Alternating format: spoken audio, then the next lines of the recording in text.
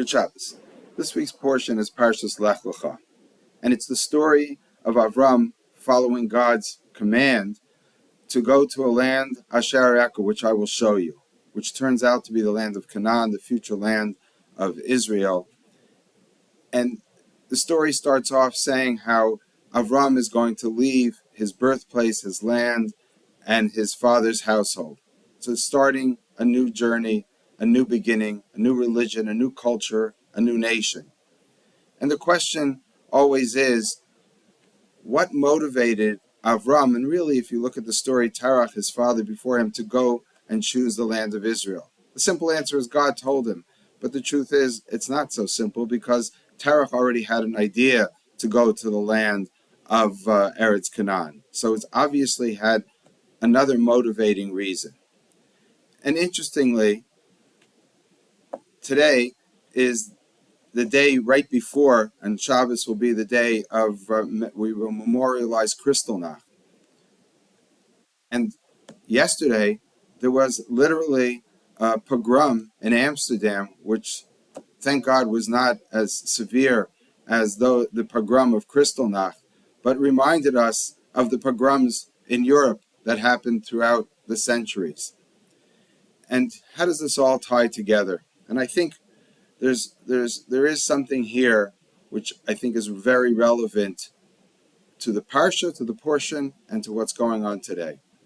The question is, why do we pick ourselves up and leave from the land which we have been for our whole lives, or maybe even centuries, like Avram, or like the Jews of Europe, or perhaps now the Jews that are living in Europe today?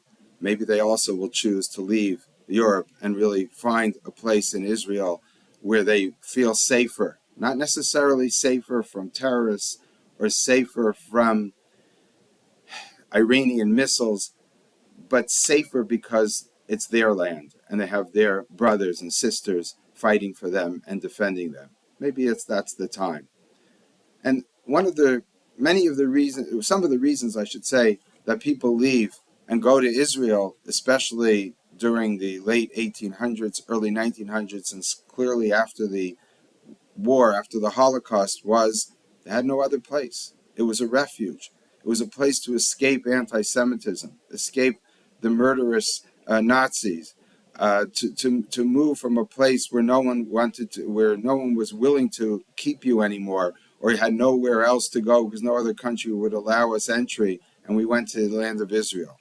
So that's a good reason to move, to be a refugee, to find a new country, to find a new homeland.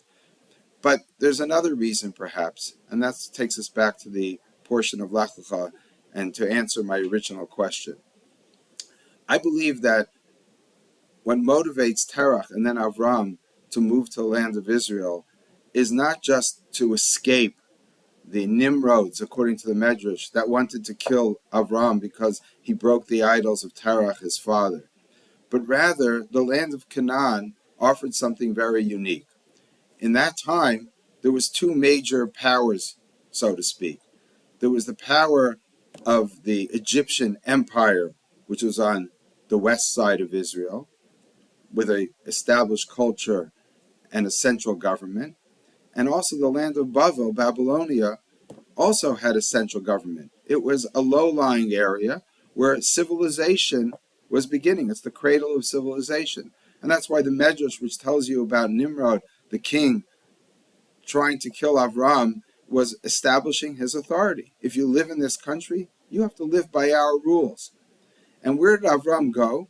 And perhaps Terach had that idea before. Where did they want to go? They wanted to go to the land of Canaan. And when Joshua finally enters the land of Canaan to conquer it, what does he find there? 31 different kings. We all know that Israel is a very small country. How could it have 31 kings? And the answer is very simple. They were city-states. There wasn't a central authority. It might have been more centralized on the coastal area, which is low-lying, and perhaps even in the Jordanian Valley, which later on, when the spies are going in, it says that the Canaanites lived on the coastal area and the Jordan Valley, because those are low-lying areas where it's easier to have central control. But the middle of the country, which today we the West Bank, Judea and Samaria, those areas are mountainous, and there was no central authority. The land of the city of Jerusalem, for example, was where the Yevusis lived, the Jebusites. I'm pretty sure that that was the only place they had, a small little town, but yet that was one of the nations that we're supposed to conquer, the Yevusi. And there was many others like that. And therefore, when Avram comes, Avram doesn't move to the cities. In the very beginning of the story, it says when he went there, he goes to the area around Ai, or the area around Beis El. He doesn't go into the city. Why? Because he's a nomad. He's a shepherd tending his sheep on the outskirts of the city. So what does it give him? It gives him the ability to remove himself from under the authority of a government, and that he does not necessarily feel gives him security, but also gives him the freedom of starting a new religion, of having independent thought, of creating a new culture, a new nation. That independence, perhaps, is the key factor in why Eretz Canaan becomes Eretz Yisrael. That's exactly what we're looking for. We're looking for independence. And I think we have to think about that right now. Of course, when there's Kristallnacht, when there's a Holocaust, when there's a pogrom, you go wherever you feel safe. But ultimately, what the raison d'etre of the Jewish people is to be independent, to have autonomy, to be safe, yes, but also to be able to create something new, a new religion, a new culture, a new nation, a new family, which has security and also has freedom of thought, the ability to establish a new religion. And I think that's what's really the key to what the land of Canaan and the land of Israel is all about. So although today we're faced with literally a pogrom in Europe once again, and even though we're being attacked by nations surrounding us, or not even the nations surrounding us, by Hamas and Hezbollah and terrorists within the West Bank, there's still a security in Israel. That security is that the people who are defending us are our brothers and sisters.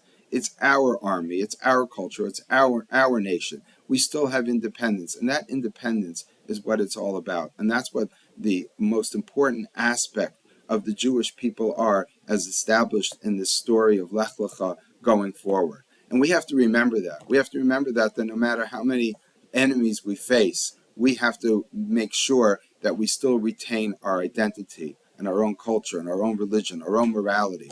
And we stand in the face of all those enemies around us, whether they're the enemies literally shooting missiles, or it's the UN or other countries or leaders who don't seem to understand the purpose and the goal of the Jewish people. And hopefully this pogrom will recede in the past. Hopefully the wars in Israel will end. And once again, we'll be living in peace in an independent Israel. Good Shabbos.